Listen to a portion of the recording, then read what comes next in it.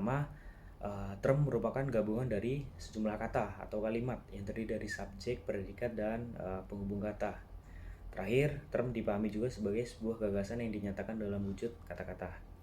Untuk jenis-jenis term sendiri, yang pertama ada term konkret, yaitu term yang mengarah kepada suatu benda konkret, misalnya kursi, meja, kuda, dan sebagainya.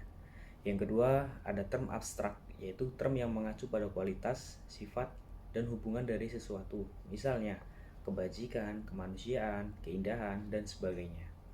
Terus yang ketiga, ada term tunggal, yaitu term yang mengacu pada suatu benda atau perorangan, atau kepada sesuatu himpunan yang terdiri atas sebuah pengertian yang menunjuk kepada suatu diri, misalkan Kepala SMP Negeri 330 yang keempat, Direktur Utama Garuda Indonesia yang ketiga, dan sebagainya. Untuk nomor 2, jelaskan dan berikan contoh bentuk sesat pikir.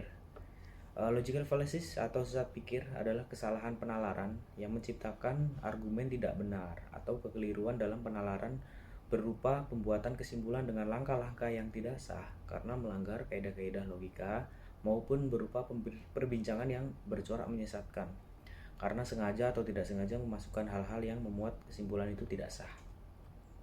Contoh yaitu sesat pikir material adalah kekeliruan penalaran berdasarkan isi, yaitu menyangkut kenyataan-kenyataan yang sengaja atau tidak sengaja disesatkan.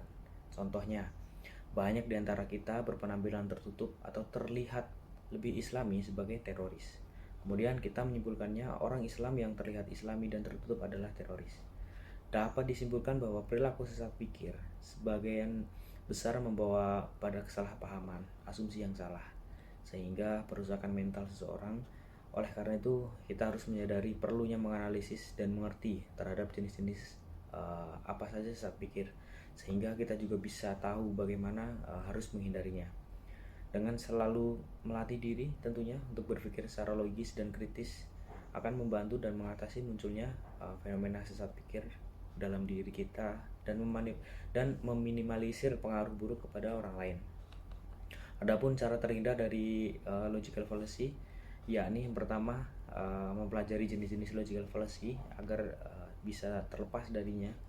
Yang kedua, membuat poin atau catatan sebelum menyampaikan argumen untuk melihat apakah argumen yang kita sampaikan sudah runtun.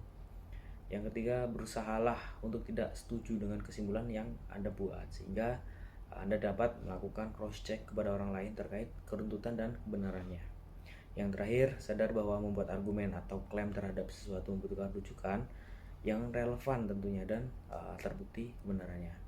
Oke, mungkin cukup sekian dari saya. Saya ucapkan terima kasih. Assalamualaikum warahmatullahi wabarakatuh.